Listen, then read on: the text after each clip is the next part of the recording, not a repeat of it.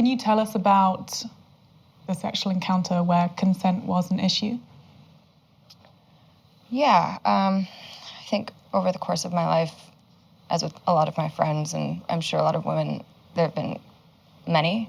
It was my freshman year. It was around the fall, so I just got settled into my dorm room. I was very drunk, and I asked a friend for a ride home. I liked this person liked me, and, you know, you begin to make out. He started kissing me, and I was like, okay, that's all right. And then all of a sudden it's an energy shift.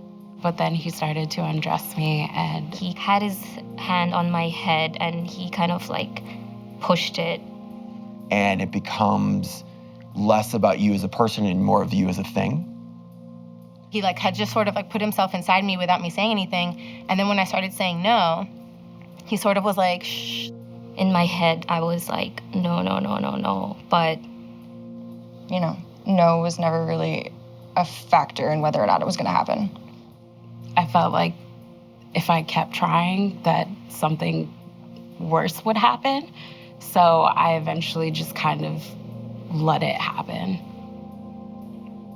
Every single woman I know has stories like that where she's just sort of let her body be used because it was just easier or it felt safer.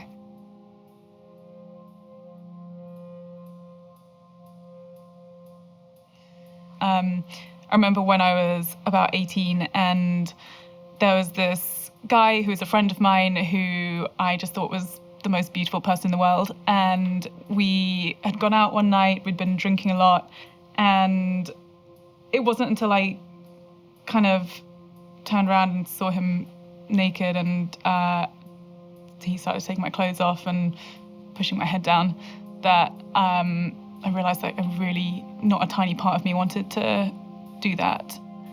I remember saying to him, I don't really want to have sex. And I also remember him kind of taking that as a cue to convince me.